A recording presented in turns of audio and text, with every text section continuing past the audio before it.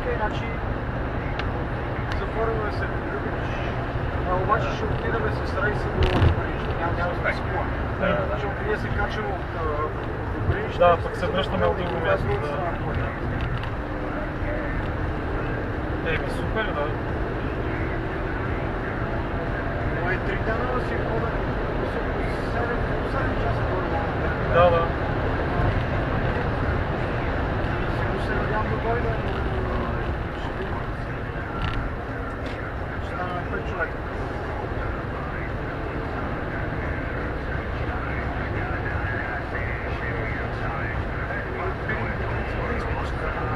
Видим единственото място, където калата вече има с мен.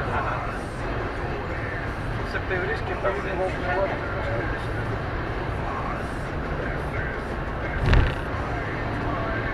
Само идваме, остава първо.